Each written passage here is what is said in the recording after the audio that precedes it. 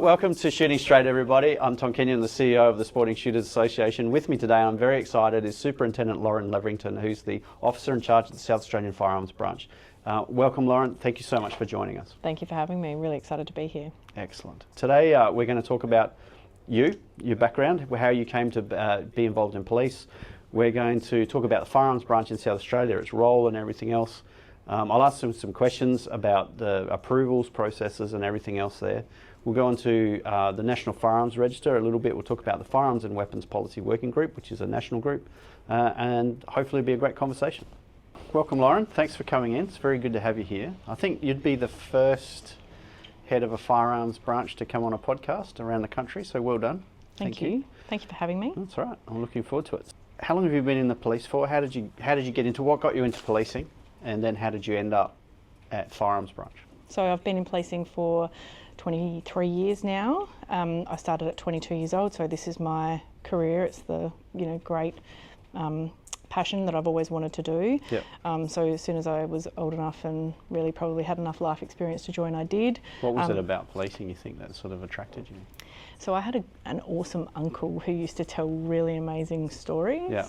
And I think was he a policeman? He was. Yeah, right. And just probably the service, really some of those altruistic parts of what I thought it was going to be about. I liked the law. I liked that component of it. Pretty quickly got into investigation, so really enjoyed that, and specialised into sex crimes for a while.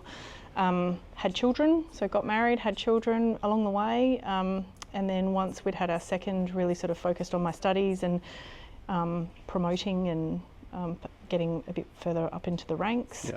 And then was out as an LSA commander, so in the Barossa area for a few years before being successful in a promotion and coming into Firearms Branch. Right, and how do you end up in Firearms Branch? Does the Commissioner just ring you and say, how are you doing this tomorrow? Or does he say, does anyone want to do it? Or is there like an application process or something like that? So it's certainly skills and the availability of positions. So, lots of different positions at the rank of superintendent in the organisation. This one was certainly available, and they did ring me and tell me that congratulations, I was being promoted and going to Firearms Branch. We do get to express interest in different positions, but that's a future conversation. So I was really excited at the opportunity. I hadn't worked in the service or certainly around firearms previously in my career, so coming in as the officer in charge, getting a briefing from the previous incumbent, and around that time was when we were looking to procure for a supplier for a new system for SAPOL. So it was an interesting time to come in. We've got the current sort of state in terms of where we're at from a systems and processing perspective. And then... Do you mean in terms of the registry or...? Yeah, registry. Yep. Okay. So we procured a new supplier. So the previous incumbent said, over to you. Yeah, right. And that was 18 months ago. And is that up and running yet, or are you still in the process of building it out and installing it? So still in the process. We've probably got 12 months to go until go live, give or take. Yeah. And we've really finished our discovery phase. We've gone through those things, building the platform, the foundations for the new system, and the next 12 months will be really exciting. Cool. Did you, before you got into the Firearms Branch, had you done, other than your training as part of being a police officer, did you have any firearms experience or anything else like that? Not really. Like at the academy and different ones, friends over the years that had firearms, and we'd go rabbit shooting or do something like that. Yeah. But other than that, in a social sense, and not very often. Yeah. No, I've never. So it was a bit of a learning curve when you came in. It was, and thoroughly enjoyed it in terms of a passionate, engaged group who really want to definitely engage. Yeah, that's true. Be involved, but that's great, right? In terms of where we're at and what we're trying to do, change the NFR, all of those things. Yeah. It's been excellent to have people that we can call on and ask advice or seek opinion. Have you found that you were just talking about the new registry before, the new system for the registry? Have you found that's been slowed down or complicated by the NFR coming in, or is that roughly the same time that they? It was roughly the same time for us, and we were probably, as a state, really lucky that we had traction in that space for our register, our new register. Yeah. And the NFR's just nicely paralleled that for us, and certainly other states and territories have looked to South Australia for as an early adopter in this space in terms of guidance for systems work that they're now doing to uplift their registries. Yeah. It's been a good position to be in to be able to do that. Because you've had to go through the process of thinking it out anyway, that they can adopt that relatively quickly. Yeah, and we're all in this together in the sense of there's no point reinventing those things or duplicitous work, if you like, that we've been able to leverage off each other to push forward as quickly as we can. Yeah, right. Is it presenting any challenges like the rollout of the NFR in terms of it's asking you to do something that you weren't already doing or anything like that? Not necessarily the NFR. I mean, I think part of it at a national level is some of those pieces of policy where we are looking for consistency. So trying to roll out a national system where we can all access information in near real time. It's about then saying to the states and territories, okay, so across a continuum of legislation and policy, you've got maybe both ends of the spectrum on a particular issue, and then the policy, the national groups are looking at creating that and then being able to make those legislative changes. So it's complex in the changes possibly that have to be made, but certainly everyone's pushing forward. But it was quite interesting. I just had as part of the National Firearms Register, they're doing a series of consultations with shooting groups and everyone else, and I was doing that today. And they were talking about licensing and classification of firearms and all those sorts of things. And of course our view was that, less change is better. Like there's always going to be state variations. So the more you try to make everything uniform, you slow down the implementation of the NFR. So we were having this discussion with them, and it was quite interesting. But just the little complexities of state to state, and what's required and what's not, and how do you define what's required and what information should be shared and shouldn't, must be quite intriguing, I imagine. Yeah, it is, and certainly, what we probably individually as South Australia feel is working well, and then having to come to a negotiating table to reach that consistency. There's definitely been good, robust conversations between the states and territories, but largely we are, 18 months experience of the group is that we are all very committed to finding a balance, and whether that's a specific part of a policy that we're prepared to give and take on. I think ultimately that's the key, and certainly a lot of the conversations that I reflect on early days when I was new in the role around the national agreement and the importance of that and what that meant and what it still means, and using that as a foundation rather than just the NFR and we need to do this today. So I think there's that historical legacy piece that's still important.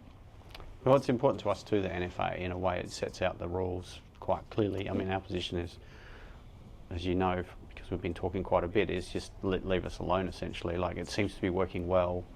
We just want to go and participate in our sport, and we'd like to just go and do that without constant changes and constant legislative or regulatory changes. Which is understandable, right? And I think from a South Australian, so I can only talk about the branch that I run in the state that we're in, and we certainly feel that too, So I think it's about saying putting our best foot forward in what we think is working well, and perhaps South Australia being in front of some of those conversations. I know you've had some issues recently with timelines, particularly around approvals, and we've been getting communications in SSAA. There's been some media chat about it, and all of those sorts of things. At middle of last year, it wasn't really an issue. So obviously something's happened internally in Firearms Branch that's just made it harder to keep up to date with those timelines. So is that a staff matter? What's caused those blowout in timelines? Yeah, so we've done a really deep dive on this to understand, given we're not exactly ready to turn on the switch for a new system. And what we found is it's a range of things. So staffing, absolutely. We've lost some really long-term, competent, very engaged members, and for a range of reasons. I think in terms of the current system and where the branch is at, the employees that we're hiring, we're seeing a reasonable turnover of some of those. So some of the complexities in the outdated system and what we're doing. So we're working on that in terms of staffing particularly. We're also working with our stakeholders. So we've had some really good engagement. In June, we had the forum with our dealers. We listened to what they said around PTAs, processing some of those things. So any enhancement that we can do in the current space, we're trying to do, paper-based systems, all of those sorts of legacy piece. But yeah, I think if we put it down to a couple of factors, it would certainly be staffing, some losses, and also onboarding, and the number that we've been able to onboard. I assume that people coming in don't have a huge familiarity with either firearms or the firearms regulations around it, so they're trying to find their way through that. That's right. As they come into it. Yeah. But we're really saying this is a teachable system. You know, these are this is a IT process, processing PTAs or processing permits. Those things are absolutely able to be taught. And then we're really looking to the future. So what are we doing at the moment, and then what do we need to do once we have SAFER come in, the new South Australian Firearms Register, and what enhancements can we sort of leverage early to try and better those processing times. And have you got a timeline for that, when that will be in? I think I'd like to say within the next 12 months. Yeah. But it's a software project, so we'll wait and see. Yeah, and I'm happy to keep updating you. So certainly when we go live, I'd be really keen to walk us through it. To do that. If we're talking about processes and all the processes that we undertake, we acknowledge really early on, a few months ago, that permits to acquire was the pressure point. We knew that was impacting storage and local businesses. We worked really hard to get those under, but in the current environment with training staff and trying to upskill everyone, we have then created further backlogs. And so in then continuing the plan, it's probably for your members to be aware that this is going to take us some time to get through. And whilst we acknowledge that when we pull one lever, something happens on the other side, we're very aware of that. And that's why the priorities are moving. So the priorities being PTAs, which you've got down to that 28 days. That's right. Roughly, yeah. Which is good. I still think there's some issues in terms of there's a lot of backwards and forwards in the process for some of those PTAs, and so, but I just think that's a knowledge thing, like in terms of the staff, like learning, especially if you've got so many new staff and they're trying to learn. Absolutely, I mean, it's either that or you're deliberately trying to make it hard for people to get. Which is not the case, Tom. And I'm not one to take that line, but I think that's a learning thing there. But then there's the two other outstanding ones are license variations and then new shooters, license applications. And I assume you're processing them in that order. Like you're prioritising the next two stages in that order, like variations first, then new shooters, or are you going to start trying to get those new shooters because they're like 7 or 8 months behind in the new shooters? Yeah, absolutely. So variations, interested to note that we don't receive a huge amount of variations, particularly licenses we're talking. So those I don't anticipate it taking us too long to get those numbers down to what they should be quite a quick turnaround. And then it's fresh applications. It's absolutely not okay that they are where they are in terms of 8 months. We know the legislation talks about 6 months, and that's why we're communicating with people and putting letters out to those that are outside that window to just say, look, on the website it might say longer than 6 months, but we haven't forgotten about you, and we really recognise that you've paid money and you're entitled to a service for that. And is the issue the fit and proper person checks, or what slows it down? What takes so long in terms of approving a new shooter? Not that you want to rush through it. No. So the vast majority of people don't necessarily have probity issues, whilst everybody is checked for probity at that gate point. They would move into the system. It's more of all the things that our staff in the registry need to do and prioritising the work each day. That's a risk matrix really, where we're applying where are the risks and what do we need to address. And that continual flow of. So you're saying people already licensed are at the lower end of risk, therefore can be processed more quickly, and the risk in terms of creating public safety risk exists with bringing new people into the system. Yeah, that's right. And making sure that you're doing that well. And this is probably outside of your members' remit, but certainly the increases in where we're looking and addressing domestic abuse. So, those sorts of histories, significant traffic history, what that means, and, domestic abuse history. In time, certain things have been, we've had coronial outcomes that have impacted things where coroners have made recommendations or directions around licensing and what we need to be doing as an agency. So it has sort of over time, and I think at the moment now we're contemporary enough that we're considering all risk. I think we'd be very happy to offer your staff the chance to come and shoot at a range, give them like some familiarisation stuff, and just to show them what it is we're dealing with, that they can meet some of the people that they're going to be dealing with over time, and just to give them that experience, because I know just personally that the staff in Firearms Branch were actually really good. With all of these issues that we're having, I mean, I know you've brought back permits to acquire. They're back within that 20-day range, which is great. But the applications for a new membership, they're in December still. And I think variations of licence are sort of mid-year or roughly May or somewhere like that, I think, off the top of my head. It would be good to get them back into line. That's one thing that's affecting our members and our potential members, for especially the new shooters. So I think our staff will really be pleased to hear that, the feedback that when you speak to them, your members are getting good service when they're actually engaging, and that's great for us to hear. Certainly in the current climate with the numbers that we've got. I think additionally, what I'd say is when we're writing to people, specifically the first-time applicants, just to let them know. So if we are at that 6-month mark, we're trying to write to them so that they have some correspondence to us. They know that they're still on a list. It's not that we've forgotten them. Certainly we understand that they've paid a fee, and so they're quite entitled to receive, a service for that. So we're absolutely trying to prioritise communication in this space, given we can't prioritise at the moment those processing times, albeit we're working towards it. Is that what's holding that up though, in terms of prioritising it? Just they have a lot to learn and they've got to go through the process of learning it, or is it? Sorry, so staff in terms of training, absolutely, but the numbers that we're processing at the moment is what's holding us. It's just huge. Yeah, so we've just got it's a backlog of those. So happily, lots and lots of people want to become shooters. Yeah, which is certainly at the moment. I've always been curious about it. Is how do police feel about people wanting to get involved in shooting? Is there any sort of attitude to it at all, like in terms of good, bad, indifferent? I think we'd probably be indifferent. I think we understand, the people's right to do that it's a lawful entitlement in the sense that the Act sits there to support it. There's lots of police officers who are civilian licensees. We have them in the branch. In fact, a higher proportion of police are shooters than in the general population, interestingly. And they provide great perspective because whilst, our engagement sometimes is reasonably formal in terms of engaging in those different settings where we go out and meet people or whatever, but our police shooters, they'll tell us what they're hearing and what's going on, which for me is really important, certainly in the current climate, It's always intrigued me that an officer wants to get a firearms licence. They actually have to go through the process and do the safety course, and, there's no...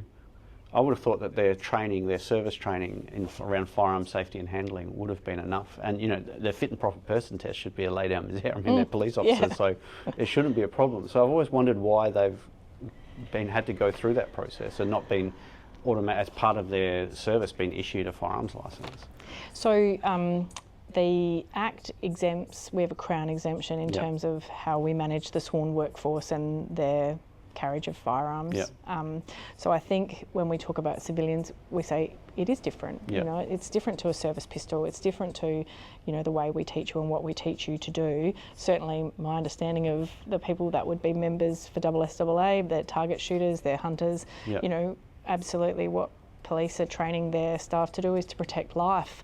So in that space, different emphasis in the training rather than safe handling. Absolutely. And just highlighting training. So your invitation around coming out and meeting people and certainly coming to a range to really enhance the skills of the staff. Earlier this year, we went out to TAFE and we put our staff through the TAFE, the registry staff through the TAFE training.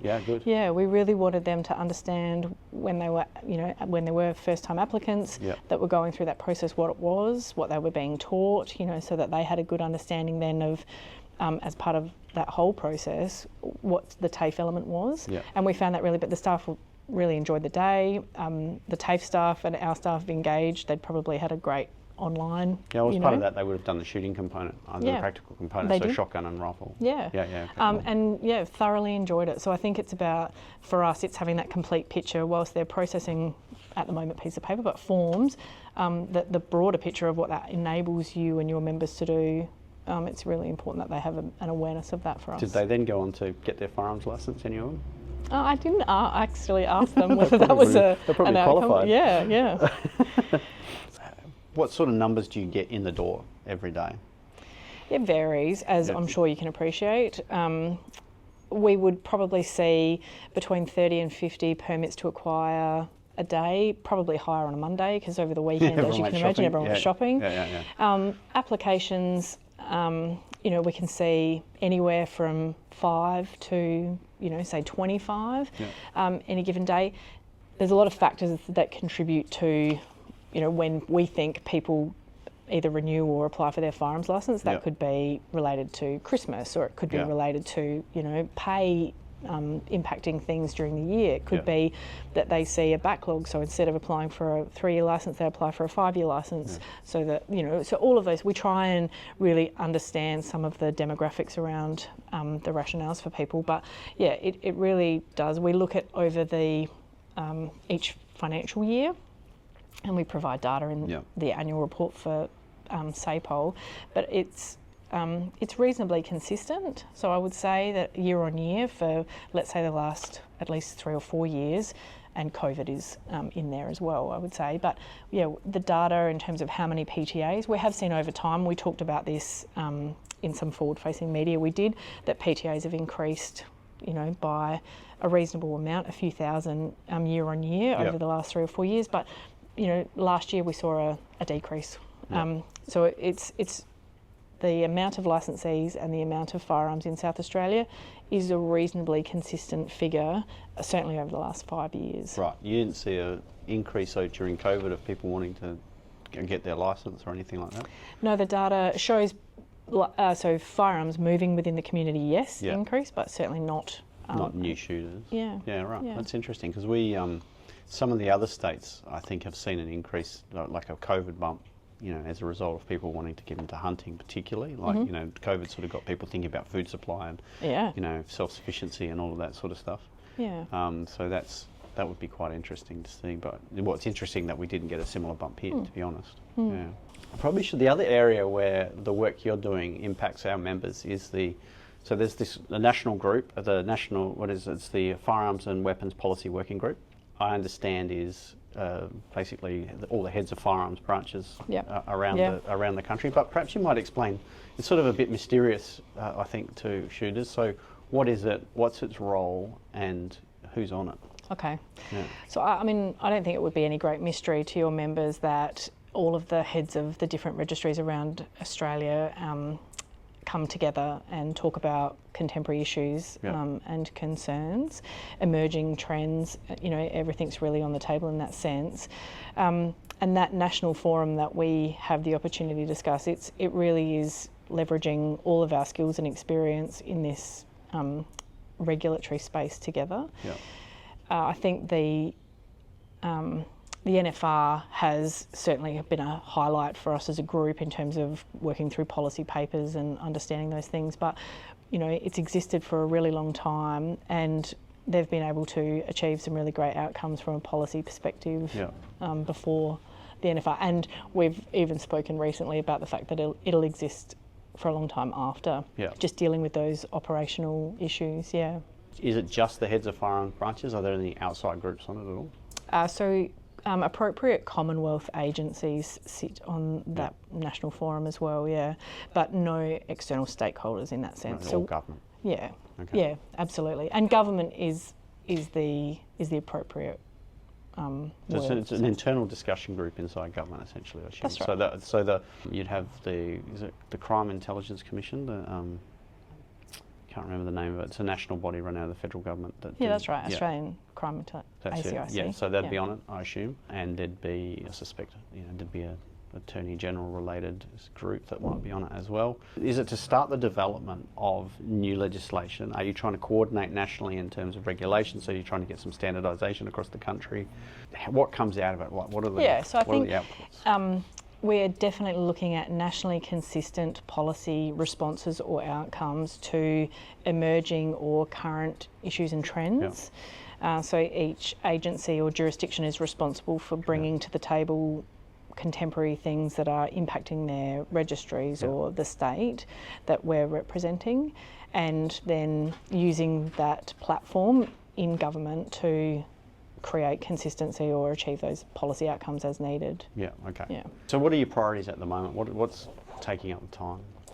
So it's been really interesting. Over the last probably preceding 12 months, absolutely NFR was, and post the December 2023 announcement, NFR really dictated a lot of the conversations, and that was internal or sort of state and territories uplifting or setting up program teams, as we have in South Australia, to work through their requirements. But what we've seen in the last 6 months, or between the last couple of meetings, has been a real emergence back to business as usual, emerging issues and current issues that we're dealing with at the state and territory levels. Emerging, what's coming out? So I think for us, some of the things is it's probably system uplift.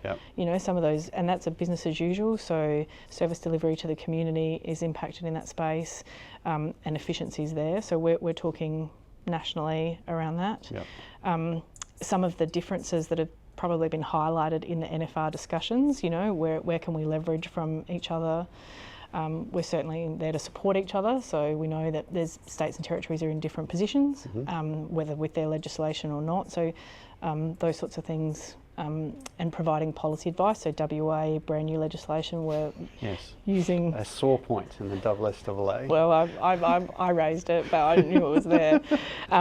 Certainly. So seeking advice and clarifying issues and having that support. It having not been previously involved in something like this, it really does assist us to find out, you know, what others are doing, leverage those really good things, and help each other for the things that we need to do better. Are 3D printed firearms coming up a bit?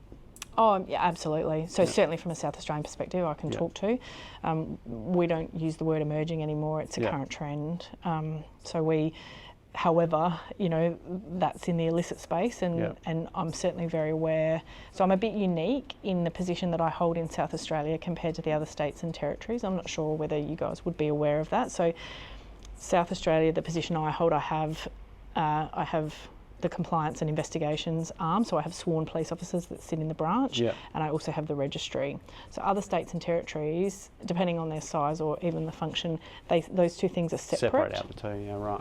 So the registry largely staffed by civilian staff, or and can be managed by a sworn manager and are. But so, for example, if we talk New South Wales, there are two superintendents sitting over two different branches. One is the compliance and investigation side, and the other one is the registry. So when I come to the table nationally, I have an interesting perspective because within my remit is both sides. And I think that's just really helped around certainly the 3D side of things, because it's really clear the registry is lawful firearms, lawful licensees, and the movement of those versus, you know, transfer or, you know, illicit firearms. Possession. Which the NFR, that's a key part of the NFR, you know, understanding diversion, firearms being diverted into that market. Where do you think the conversation's heading in terms of dealing with the issue of printed firearms? Because it's not an easy one to regulate. It's already illegal to manufacture a firearm in every state.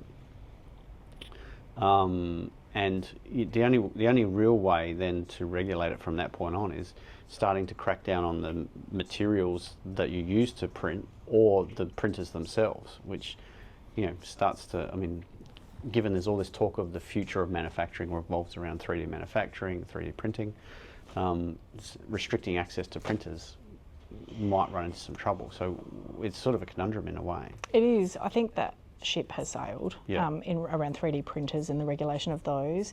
And I think we need to be careful in over-regulation in some instances around some of this new technology.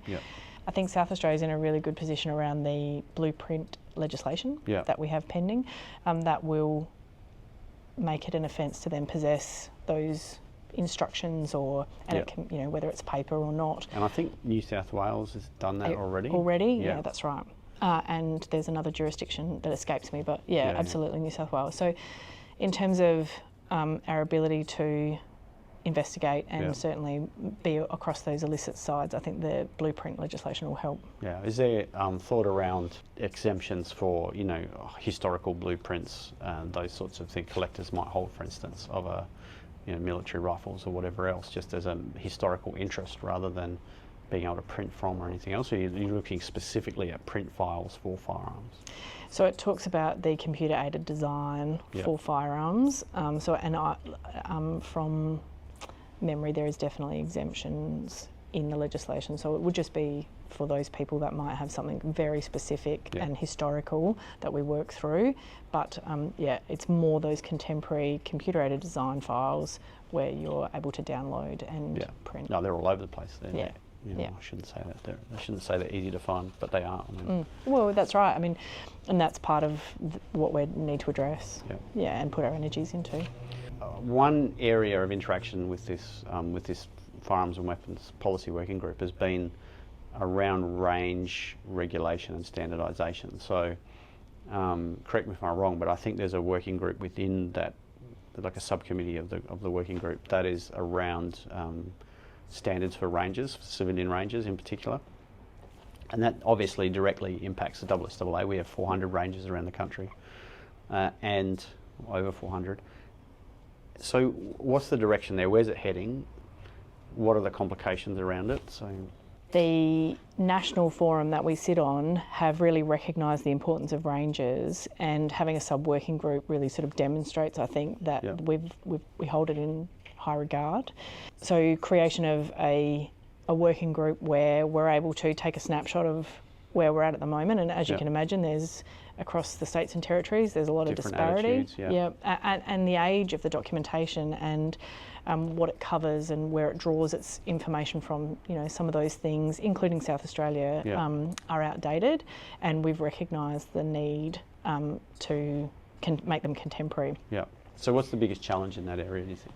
Consistency. I think it's fair to say that when I took it to the table, the NFR was probably in its height of really ramping up across all the states and territories, and it's taken us a while to really get some traction on that. However, it hasn't diminished that it's a key piece for all of us. I think when you talk demographics, when you talk simply just the urban sprawl of the different states and territories, we're all different. Tasmania sits, on an island, is smaller. WA, Northern Territory. So we've all got nuances around the ranges that sit in our states and territories.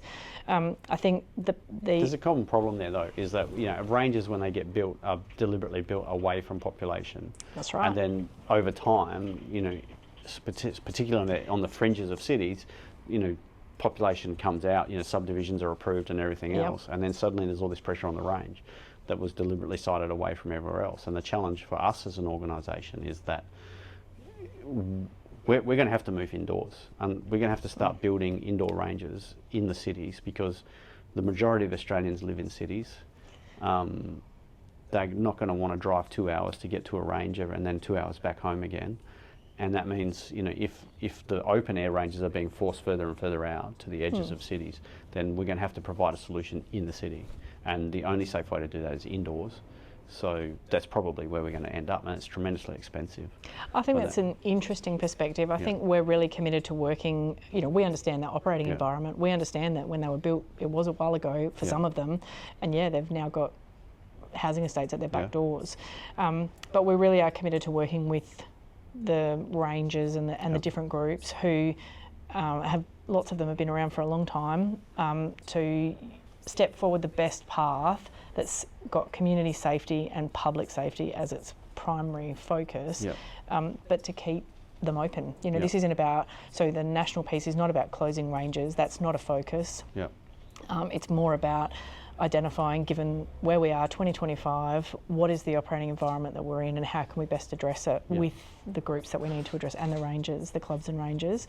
And we've been out and I've been out to a number of ranges across the state, and certainly seen the investment, the infrastructure, it's some of them are really good. It's those smaller ones that funding is an issue, and we need to work with them on that, not necessarily just say, of course, if it's unsafe. But I'm hopeful that there's a standard that we can achieve that would best address, for South Australia, all of the ranges.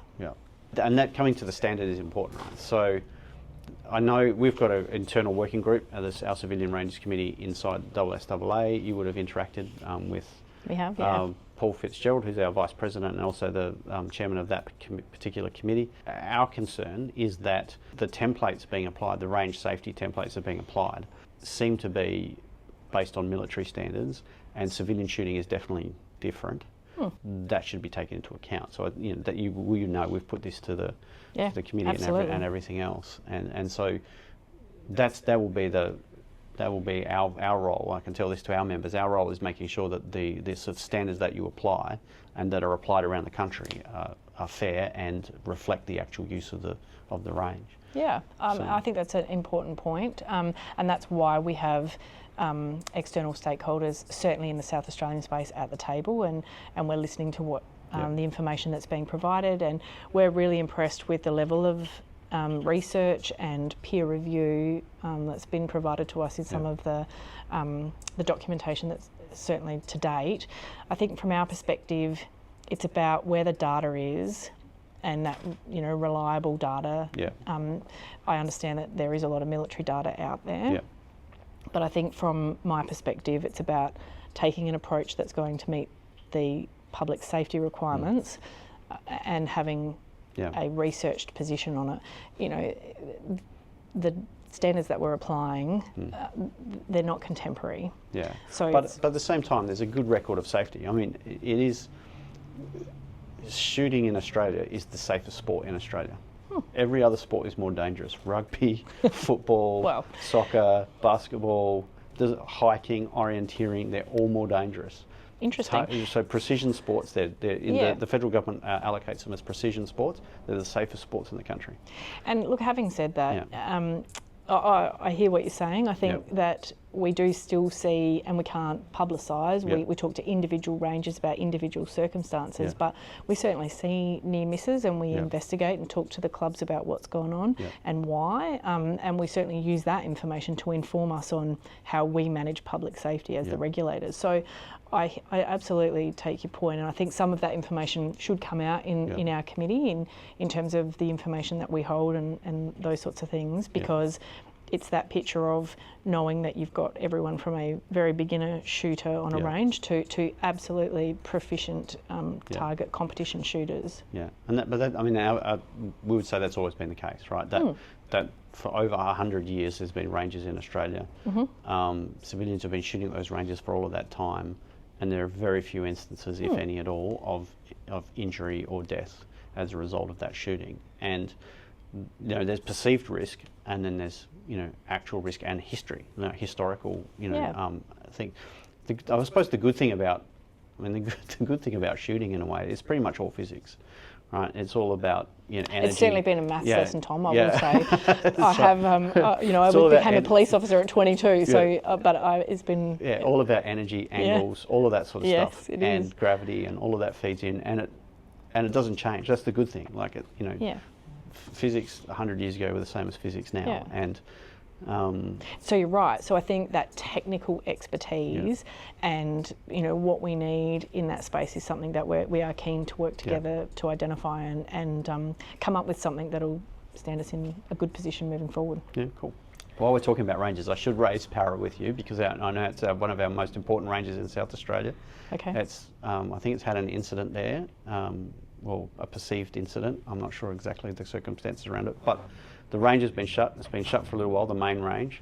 What's the process there? How does that come back online? And so the range officers go out once they're notified of an incident, whether it's specifically about Para, talking general, that we would go out and do an investigation. So the range officers, we have sworn officers as well. They would gather all the information, speak to everyone, statements, CCTV, any sort of information, measurements, what they can. They come back, they compile a report, then that's put to me as the delegate, and we work through that, and as part of their report is recommendations. So those recommendations are not, this is terrible. Well, a recommendation may obviously be that the range is unsafe and therefore cannot be reopened. Whilst that's an option, the ones that I've seen have certainly been, here are some safety requirements to then move forward and work with the range to reopen. Yeah. And that's our goal. There's no way that we're in the business of simply just closing ranges. This is about working with people to make sure safety is contemporary. Yeah. So just because of the date of release of this video, we're talking about the Victorian shootings, which are quite happened only a few days before we recorded this video. So it's entirely reasonable, I think, that when police are turning up at someone's house, for whatever reason, they should be aware of the potential threats that face them. Absolutely. You know, and so that they can try and take adequate precautions. Yeah. It becomes a very difficult situation for police, I think. They're checking on people every day, but a significant number of the people they're checking on through the course of their duties will happen to be firearms owners. And it's a terrible thing if they have to worry as they walk up to that front door whether something's going to go horribly wrong in the process, right? So, but at least they should have the right to know what they're facing. And so, personally, I have no problem with registration for that reason. But you know, I think that's a fair thing. And the importance of the national picture. Yeah.